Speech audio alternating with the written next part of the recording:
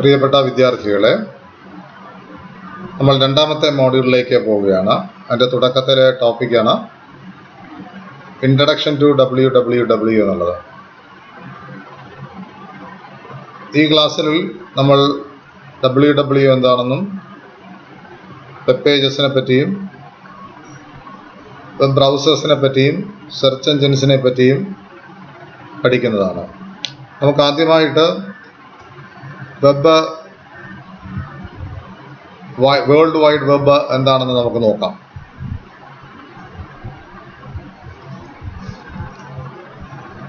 Actually world wide web എന്ന് പറയുന്നത് ഒരു സോഫ്റ്റ്വെയർ ആപ്ലിക്കേഷനാണ്. അതിൻ്റെ പ്രധാന ഉദ്ദേശം എന്ന് പറയുന്നത് അത് നമുക്ക് എളുപ്പമായിട്ട് വെബിൽ നിന്നും ഡേറ്റ ആക്സസ് ചെയ്യാനായിട്ടും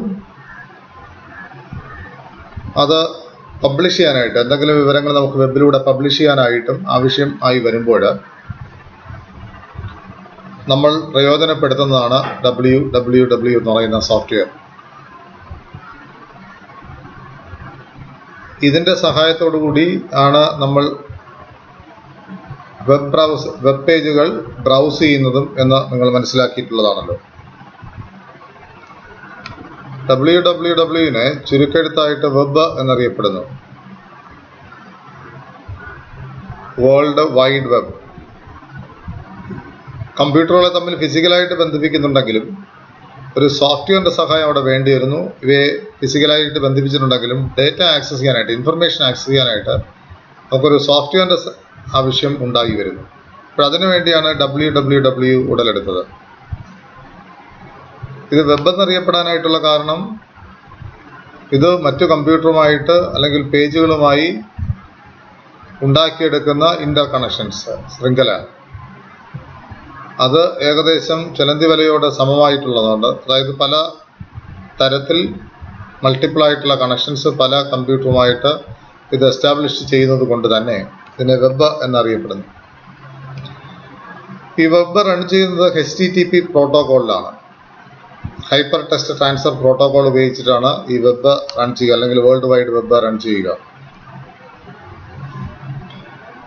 വെബ് ഇൻഫർമേഷൻ പ്രസന്റ് ചെയ്യുന്നത് ചില ഡോക്യുമെന്റ്സ് ആയിട്ടാണ്. ആ ഡോക്യുമെന്റുകളെയാണ് നമ്മൾ വെബ് പേജുകൾ എന്ന് പറയുക. നമ്മൾ ഏതെങ്കിലും ഒരു സൈറ്റ് എടുക്കുന്ന സമയത്ത് നമുക്ക് കുറേ ഇൻഫർമേഷൻ ഒരു പ്രത്യേക തരത്തിൽ അറേഞ്ച് ചെയ്ത് നമുക്ക് കിട്ടുന്നു. ആ പ്രത്യേക തരത്തിൽ അത്തരത്തിലുള്ള ഇൻഫർമേഷനെ അറേഞ്ച് ചെയ്യാനായിട്ട് നമുക്ക് ചില ലാംഗ്വേജുകൾ പരിചയപ്പെടണം, മനസ്സിലാക്കണം. അങ്ങനെ വെബ് പേജുകളിലുള്ള ഇൻഫർമേഷൻ പലതരത്തിൽ അറേഞ്ച് ചെയ്യാനായിട്ട് ഉപയോഗിക്കുന്ന ഭാഷയാണ് HTML എന്ന് പറയുന്ന ഭാഷ. ഹൈപ്പർ ടെക്സ്റ്റ് മാർക്കപ്പ് ലാംഗ്വേജ് എന്ന് അറിയപ്പെടുന്ന ലാംഗ്വേജ്. ഈ ഹൈപ്പർ ടെക്സ്റ്റിൻ്റെ പ്രത്യേകത എന്ന് പറഞ്ഞു കഴിഞ്ഞാൽ അതിലുള്ള ഏതു സെക്ഷനിൽ നിന്നും, ആ ഡോക്യുമെൻറ്റിൻ്റെ ഏതോ ഭാഗത്തു നിന്നും നമുക്ക് ലിങ്കുകൾ ഉണ്ടാക്കിയെടുക്കാനായിട്ട് കഴിയും. മറ്റു പേജുകളിലേക്കുള്ള കണക്ഷൻസ് നമുക്ക് ഉണ്ടാക്കിയെടുക്കാനായിട്ട് കഴിയും. വെബ് പേജിനെ സംബന്ധിച്ചിടത്തോളം നമ്മൾ സാധാരണ ഒരു ബുക്ക് വായിക്കുന്ന സമയത്ത് ഒരു വാക്കിൻ്റെ അർത്ഥത്തിൽ ഒരു സംശയം വന്നു കഴിഞ്ഞാൽ നമ്മൾ ഉടനെ ഡിക്ഷണറി എടുത്തിട്ട് ആ വാക്കിൻ്റെ അർത്ഥം കണ്ടുപിടിക്കും. പക്ഷേ വെബ് പേജിനെ സംബന്ധിച്ചിടത്തോളം നമുക്ക് മറ്റൊരിടത്തേക്ക് പോകേണ്ട കാര്യമില്ല. നിങ്ങൾക്ക് മനസ്സിലാക്കാത്ത ചില പദങ്ങൾ ആ വെബ് പേജിനുള്ളിൽ ഒളിഞ്ഞിരിക്കുന്നുണ്ടെങ്കിൽ ആ വെബ് പേജ് നോക്കിക്കഴിഞ്ഞാൽ ചില വാക്കുകൾ ഹൈലൈറ്റ് ചെയ്തിരിക്കുന്നതാണ്, നീല കളറിൽ ഹൈലൈറ്റ് ചെയ്തിരിക്കുന്നത്. അവിടെ നിങ്ങൾ ക്ലിക്ക് ചെയ്ത് കഴിഞ്ഞാൽ നിങ്ങളെ വേറൊരു പേജിലേക്ക് കൊണ്ടുപോകുന്നു. അപ്പോൾ നമുക്ക് ആവശ്യമുള്ള വിവരങ്ങൾ, അഡീഷണൽ വിവരങ്ങൾ കിട്ടാനായിട്ട് അതിലുള്ള വാക്കുകളിൽ ക്ലിക്ക് ചെയ്ത് കഴിഞ്ഞാൽ ആ ഡോക്യുമെന്റിൽ നിന്ന് മറ്റു ഡോക്യുമെന്റിലേക്ക് നിയന്ത്രണം പോകുന്നു.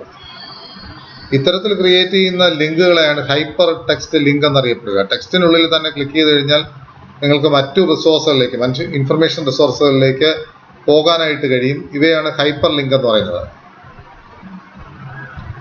വേൾഡ് വൈഡ് വെബിനെ സംബന്ധിച്ചിടത്തോളം അതൊരു നോൺ ലീനിയർ ആയിട്ടുള്ള സംവിധാനമാണ്. ലീനിയർ എന്ന് പറഞ്ഞാൽ നമുക്കറിയാം, 1 കഴിഞ്ഞാൽ 2, അങ്ങനെ ഒരു ചങ്ങല പോലെ ക്രമീകരിച്ചിരിക്കുന്നതാണ് ലീനിയർ ആയിട്ടുള്ള ശൃംഖല. 1 കഴിയാതെ 2ലേക്ക് പോകാൻ പറ്റത്തില്ല, 2 കഴിഞ്ഞ് പിന്നെ 3, അങ്ങനെ അറേഞ്ച് ചെയ്തിരിക്കുന്ന ഒരു ലീനിയർ ആയിട്ടുള്ള ഒരു ശൃംഖല. പക്ഷെ WWWനെ സംബന്ധിച്ചിടത്തോളം ഇതൊരു ലീനിയർ ആയിട്ടുള്ള ശൃംഖല അല്ല. പേജുകൾ തമ്മിൽ കണക്ട് ചെയ്തിരിക്കുന്നത് ലീനിയർ ആയിട്ടല്ല, നോൺ ലീനിയർ ആയിട്ടാണ്. അതുകൊണ്ട് തന്നെ ഒരു പ്രത്യേക ഒരു രീതി ഇതിനുള്ളിൽ ഈ ലിങ്കുകൾ ഫോളോ ചെയ്യണമെന്നില്ല. ഒന്നാമത്തെ പേജിൽ നിന്ന് നിങ്ങൾക്ക് എട്ടാമത്തെ പേജിൽ പോകാം, എട്ടിലൊന്ന് നാലാമത്തേൽ വരാം, നാലാമത്തേൽ നിന്ന് 2-ൽ വരാം, 2-ലൊന്ന് 12-ലേക്ക് പോകാം. ഇങ്ങനെ ഏത് പേജുകൾ തമ്മിലും നിങ്ങൾക്ക് കണക്ട് ചെയ്യാനായിട്ട് കഴിയും. ലീനിയർ ആണെങ്കിൽ 1 കഴിഞ്ഞാൽ 2, 2, 3, 3, 4, 4, 5 അങ്ങനെ സീക്വൻഷ്യലായിട്ട് മാത്രമേ നമുക്ക് പോകാനായിട്ട് കഴിയത്തുള്ളൂ. പക്ഷെ WWWനെ സംബന്ധിച്ചിടത്തോളം ഇതൊരു നോൺ ലീനിയർ ആണെന്ന് കാണാനായിട്ട് കഴിയും. WWWയിലുള്ള ഒരു ഡോക്യുമെന്റ് ആണ് വെബ് പേജ് എന്ന് പറയുന്നത്. വേൾഡ് വൈഡ് വെബിനകത്ത് പല പേജുകളുണ്ട്, പല സെറ്റ് ഓഫ് പേജസ് കാണും. അതിലുള്ള ഒരു പേജിനെ ആണ് വെബ് പേജുകൾ എന്ന് വിളിക്കുക. ഈ വെബ് പേജിനകത്ത് ഒരു വെബ് പേജ് ആകർഷണമാണെങ്കിൽ നിങ്ങൾക്കറിയാം, ഒരു വെബ് പേജ് തുറന്നു കഴിയുമ്പോൾ അതിനകത്ത് പല തരത്തിലുള്ള ലെറ്ററുകൾ വരും, പല കളറിലുള്ള ലെറ്റർ വരും, ബോൾഡ്, ഇറ്റാലിക്സ്, പല വലിപ്പത്തിലുള്ള ടെക്സ്റ്റുകൾ പ്രത്യക്ഷപ്പെടും, ചില ഇമേജുകളും വീഡിയോകളും ഒക്കെ കാണാനായിട്ട് കഴിയും, ചില ലിങ്കുകൾ, ഇതെല്ലാം കൂടി കലർന്നതാണ് ഒരു വെബ് പേജ് എന്ന് പറയുന്നത്. അപ്പോൾ യഥാർത്ഥത്തിൽ HTML ആണ് ഇത്തരത്തിൽ വിവിധ തരങ്ങൾ, വിവിധ അപ്പിയറൻസ് ഉണ്ടാക്കാനായിട്ട് സംവിധാനങ്ങളെ അല്ലെങ്കിൽ കാര്യങ്ങളെ സജ്ജമാക്കുന്നതെന്ന് കാണാനായിട്ട് കഴിയും. ഇനി നമുക്ക് എന്താണ് വെബ് സെർവർ എന്ന് നോക്കാം. വെബ് സെർവറിന്റെ ഉദ്ദേശം എന്ന് പറയുന്നത്, വെബ് സെർവറിലെ വെബ് ബ്രൗസറിന്റെ ഉദ്ദേശം എന്ന് പറയുന്നത്, വെബ് ബ്രൗസറിന്റെ സഹായത്തോടെ നിങ്ങൾക്ക് ആ ഇന്റർനെറ്റ് ശൃംഖലയിൽ എവിടേക്ക് വേണോ നിങ്ങൾക്ക് പോകാനായിട്ട് കഴിയും.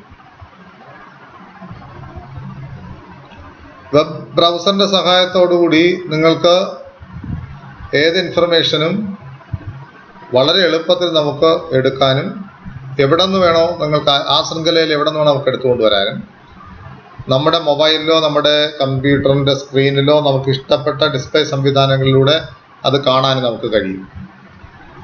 അപ്പോൾ ഇതിനെ സഹായിക്കുന്നതാണ് വെബ് ബ്രൗസറുകൾ. ദൂരെയുള്ള വിവരങ്ങളെ ആക്സസ് ചെയ്ത് നമ്മളുടെ ഡിവൈസിലേക്ക് നമുക്ക് നൽകി നമുക്ക് ലഭ്യമാക്കുക എന്നുള്ളതാണ്. ഇങ്ങനെ ഇൻഫർമേഷനുകൾ ഒരു സ്ഥലത്തു നിന്ന് മറ്റൊരു സ്ഥലത്തേക്ക് ട്രാൻസ്ഫർ ചെയ്യപ്പെടണം. അതിന് നമുക്ക് ആവശ്യമുള്ളതാണ് hyper text transfer protocol. Hyper ടെക്സ്റ്റുകളിലൂടെ ഈ ട്രാൻസ്ഫർ സാധ്യമായി തീരണം. അപ്പോൾ hyper text transfer protocol decide ചെയ്യുന്നത് how text and images videos are transmitted on web. എങ്ങനെയാണ് ഇമേജസും ടെക്സ്റ്റും ഒക്കെ വീഡിയോകളും ഒക്കെ വെബിലൂടെ ട്രാൻസ്മിറ്റ് ചെയ്യപ്പെടുക എന്നാണ്. വെബ് ബ്രൗസറിന്റെ ഉദാഹരണങ്ങളാണ് നിങ്ങൾ സാധാരണ ഉപയോഗിക്കുന്ന ഇന്റർനെറ്റ് എക്സ്പ്ലോറർ, മോസില്ല ഫയർഫോക്സ്, അല്ലെ? നിങ്ങൾക്ക് ഒത്തിരി എക്സാമ്പിൾ പറയാൻ പറ്റും. ഓപ്പറ ഉണ്ട്, നെറ്റ്സ്കേപ്പ് നാവിഗേറ്റർ ഉണ്ട്. അപ്പോൾ അത്തരത്തിലുള്ള വിവിധ വെബ് ബ്രൗസറുകൾ നമുക്ക് ഇന്ന് അവൈലബിൾ ആണ്. ഈ ബ്രൗസറുകളൊക്കെ തന്നെ ചെയ്യുന്നത് ഒരു ജോലി എന്നേ ഉള്ളൂ, പലതരത്തിൽ അവ ഉപയോഗിക്കുന്നു എന്ന് മാത്രമേ ഉള്ളൂ. Web browsers communicate web servers ആയിട്ട് ബന്ധപ്പെടണം. അപ്പോൾ വെബ് ബ്രൗസറുകൾ വെബ് സെർവറുകളുമായിട്ട് ബന്ധപ്പെടണം. അതിനും ഉപയോഗിക്കുന്നത് HTTP എന്ന് പറയുന്ന പ്രോട്ടോകോളാണ്, വെബ് പേജസ് ഫെച്ച് ചെയ്യാനായിട്ട്. അപ്പോൾ നമ്മൾ ഉപയോഗിക്കുന്ന, നമ്മുടെ യൂസർ ഉപയോഗിക്കുന്നതാണ് വെബ് ബ്രൗസറുകൾ. ഈ വെബ് പേജസ് സ്റ്റോർ ചെയ്തിരിക്കുന്ന സ്ഥലമാണ് വെബ് സെർവറുകൾ. കഴിഞ്ഞ ക്ലാസ്സിൽ നമ്മൾ പറഞ്ഞു. അപ്പോൾ വെബ് ബ്രൗസറിന് ഒരു വിവരം ലഭ്യമാകണമെങ്കിൽ അത് വെബ് ബ്രൗസറിൽ നിന്നും ലഭ്യമാകുന്ന വിവരത്തെ നമ്മളുടെ വെബ് ബ്രൗസറിലൂടെ നമുക്ക് ഡിസ്പ്ലേ ചെയ്ത് നൽകണം. ഇതാണ് HTTPയുടെ ഉത്തരവാദിത്വം. അപ്പോൾ ഈ പ്രോട്ടോകോൾ ഉണ്ടെങ്കിൽ മാത്രമേ നമുക്ക് പേജസ് എളുപ്പത്തിൽ ഫെച്ച് ചെയ്യാനായിട്ട് കഴിയത്തുള്ളൂ. HTTPയുടെ സഹായത്തോടെ allows web browsers to submit information also. രണ്ട് ജോലികളും HTTPക്ക് ചെയ്യേണ്ടി വരും. ചില കാര്യങ്ങൾ യൂസറിന്റെ ഭാഗത്ത് നിന്ന് നമുക്ക് അങ്ങോട്ട് കൊടുക്കേണ്ടി വരും.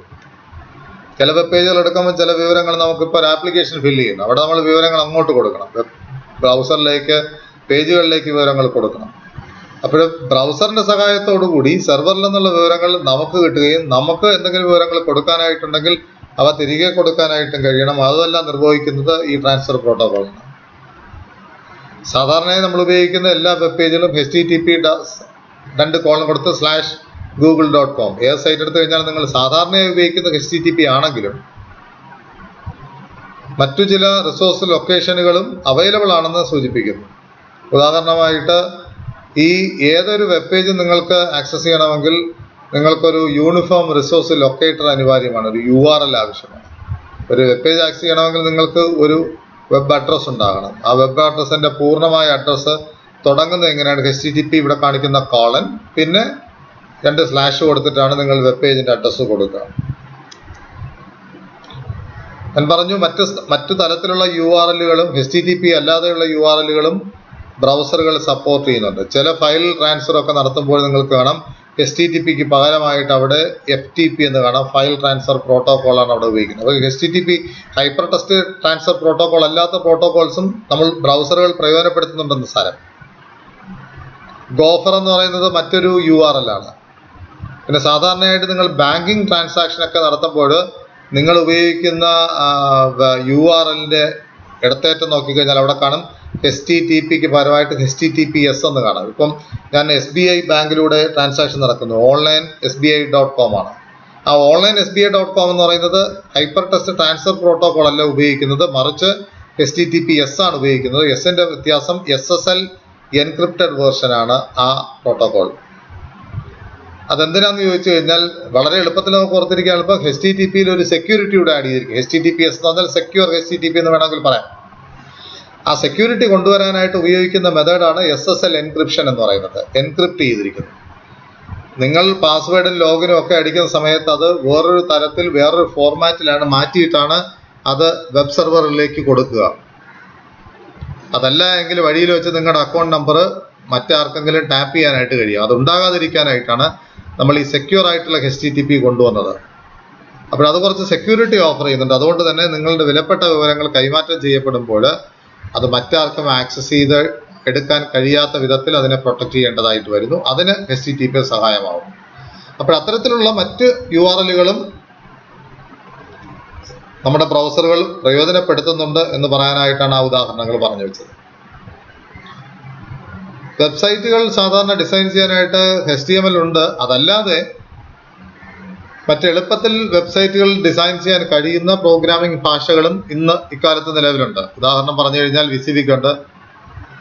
വിസിവിക്കിൻ്റെ full form what you see is what I get. What you see is what I get. നിങ്ങൾ എന്ത് കാണുന്നോ അത് നിങ്ങൾക്ക് കിട്ടും. അർത്ഥം ഇത്രയേ ഉള്ളൂ. പ്രോഗ്രാമിംഗ് ചെയ്യാതെ തന്നെ വളരെ ലളിതമായി വെബ് പേജുകൾ നമ്മൾ എന്ത് വിഭാവന ചെയ്യുന്നു അവസാനം നമുക്ക് എളുപ്പത്തിൽ എടുത്തു വയ്ക്കാൻ, ക്ലിക്ക് ചെയ്ത് ഡ്രാഗ് ചെയ്ത് എടുത്തു വെച്ചിട്ട് നമ്മൾ ഇമേജൊക്കെ ഫോട്ടോഷോപ്പിൽ ഇമേജൊക്കെ ഡിസൈൻ ചെയ്യുന്ന പോലെ, ബ്രോഷറൊക്കെ ഡിസൈൻ ചെയ്യുന്ന പോലെ നമുക്ക് വെബ് പേജസുകൾ അവിടെ നിന്ന് ഇവിടെ നിന്നുള്ള ക്ലിപ്പിംഗ്സ് എടുത്തു വെച്ചിട്ട് നമുക്ക് വെബ് പേജ് വളരെ എളുപ്പത്തിൽ ഡിസൈൻ ചെയ്യാൻ കഴിയുന്ന ഒരു ടെർമിനോളജിയാണ് വിസിവിക്.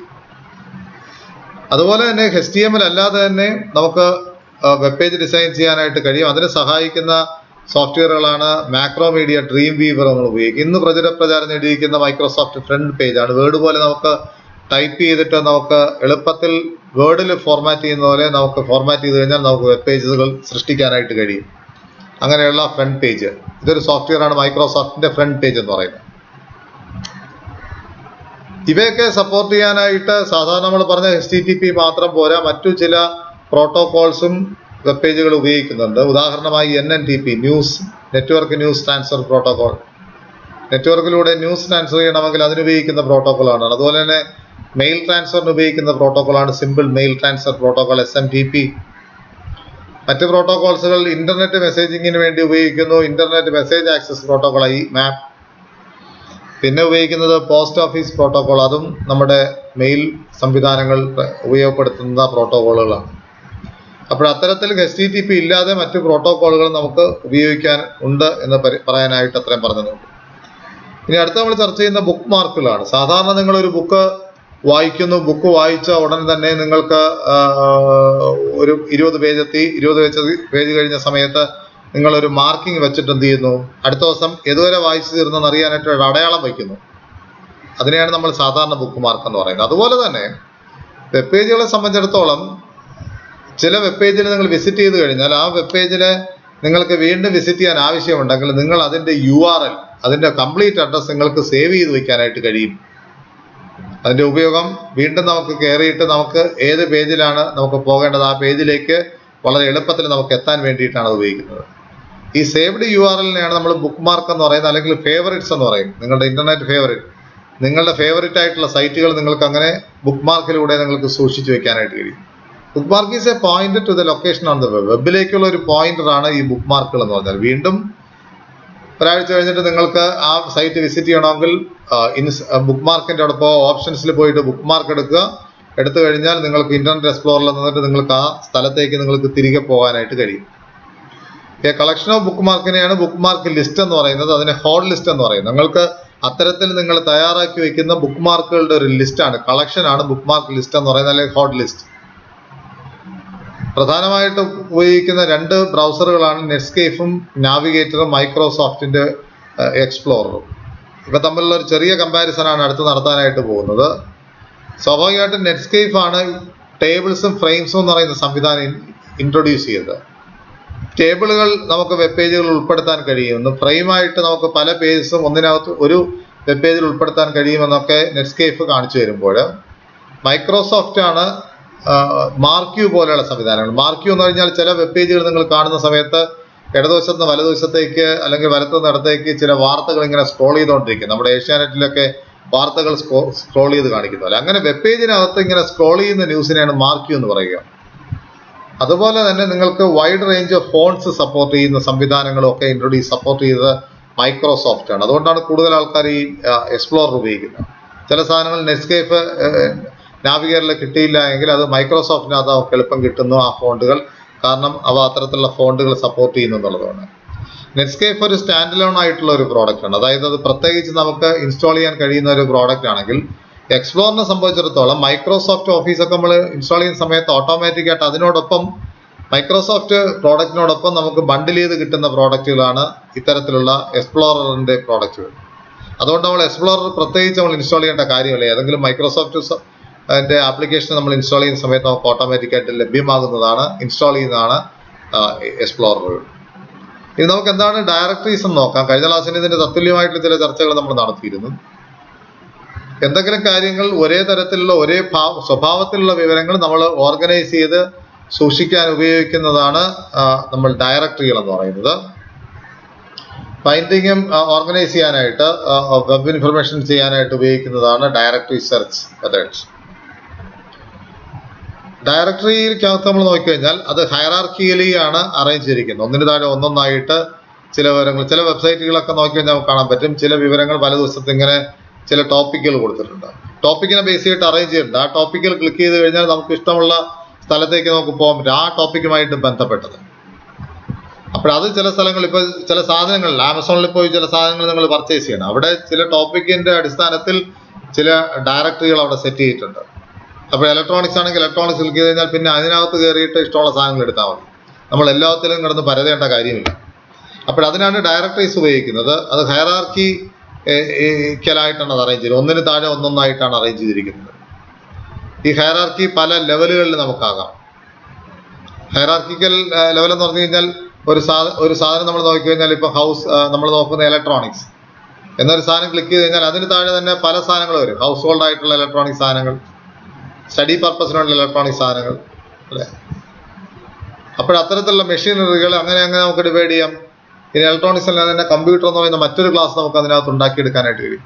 അത്തരത്തിൽ പല ഹയറാർക്കിക്കൽ നമുക്ക് വെബ് പേജുകൾ പല ലെവലുകളിൽ നമുക്ക് അറേഞ്ച് ചെയ്യാനായിട്ട് കഴിയും.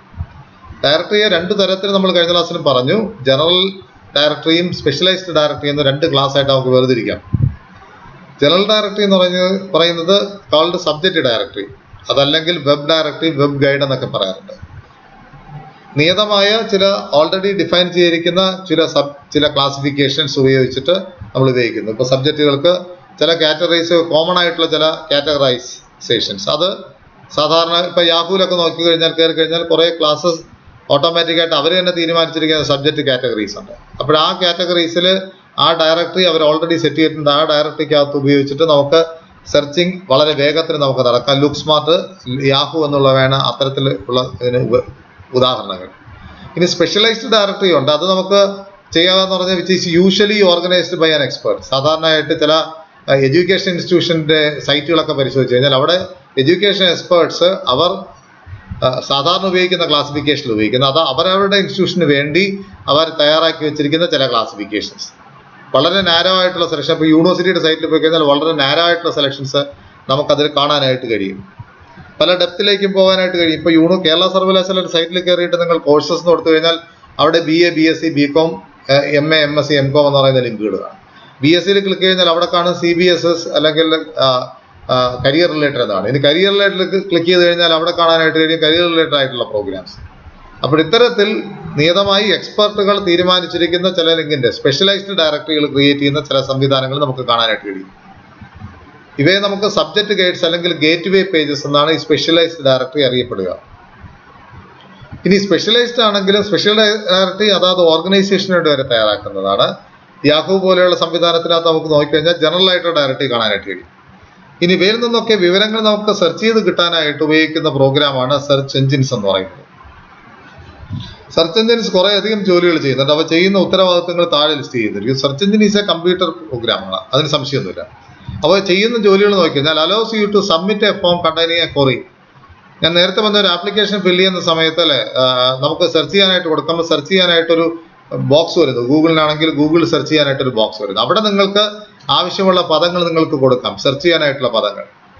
ഇത്തരത്തിലുള്ള പദങ്ങൾ ഈ സെർച്ച് എഞ്ചിൻ സ്വീകരിക്കാനായിട്ടുള്ള കപ്പാസിറ്റി അല്ലെങ്കിൽ അത്തരത്തിലുള്ള കാര്യങ്ങൾ സെർച്ച് എഞ്ചിൻ ചെയ്യുന്നുണ്ട്. എന്താണ് നിങ്ങൾക്ക് ആവശ്യം, ആ ആവശ്യമായിട്ടുള്ള പദങ്ങൾ സ്വീകരിക്കുകയും ആ സ്വീകരിച്ച പദത്തെ ആസ്പദമാക്കിയുള്ള വെബ് പേജുകൾ ലൊക്കേറ്റ് ചെയ്യുകയും ചെയ്യുന്നു. അതാണ് സെർച്ച് എഞ്ചിന്റെ ഒരു ഉത്തരവാദിത്വം. ഇനി രണ്ടാമത്തെ ഉത്തരവാദിത്വം searches its database to try to match your query. അതിന്റെ തന്നെ സ്വന്തം ഡേറ്റാബേസിലൂടെ ഈ നിങ്ങൾ കൊടുത്തിരിക്കുന്ന ടേംസ് ഉള്ള പേജുകൾ കണ്ടുപിടിക്കാനായിട്ട് ശ്രമിക്കുന്നു. Collates and returns a list of clickable URLs. നമുക്ക് തിരികെ കിട്ടുന്നത് സെർച്ച് ചെയ്തതിനു ശേഷം കൊളേറ്റ് ചെയ്യുന്നത് ശേഖരിച്ചിട്ട് നമുക്ക് നൽകുന്നു. നിങ്ങൾ കൊടുത്ത ആവശ്യമുള്ള പദവുമായി ബന്ധപ്പെട്ട വെബ്സൈറ്റുകൾ സെർച്ച് ചെയ്തതിനു ശേഷം നിങ്ങൾക്ക് അവയുടെ URLs നൽകുന്നു. ക്ലിക്കബിൾ URLs ആണ്. അതായത് അത്തരം URLകൾ നിങ്ങൾക്ക് ക്ലിക്ക് ചെയ്ത് കഴിഞ്ഞാൽ നിങ്ങളുടെ ക്വറി നിങ്ങൾക്ക് ആവശ്യമുള്ള വിവരങ്ങളിലേക്ക് നിങ്ങൾക്ക് നേരിട്ടെത്താനായിട്ട് കഴിയും. ഈ ലിസ്റ്റ് യൂഷ്വലി ഓർഡേർഡ് ആയിരിക്കും with the better matches appearing at the top. നിങ്ങൾക്ക് കിട്ടുന്ന സെർച്ച് എഞ്ചിന് 1,00,000 സൈറ്റുകൾ നിങ്ങൾക്ക് സെർച്ച് ചെയ്ത് ലഭ്യമാകുന്നെങ്കിൽ ഏറ്റവും പ്രോമിനന്റ് ആയിട്ടുള്ള നിങ്ങളുടെ സെർച്ചുമായിട്ട് ഏറ്റവും ക്ലോസ് ആയിട്ടുള്ള സെർച്ചസ് ആയിരിക്കും ഏറ്റവും ടോപ്പിൽ. പിന്നെ താഴേക്ക് വരുന്നതോറും അത്ര ബന്ധമില്ലാത്ത ഇൻഫർമേഷൻസ് ആയിരിക്കും പിന്നെ കിട്ടുക.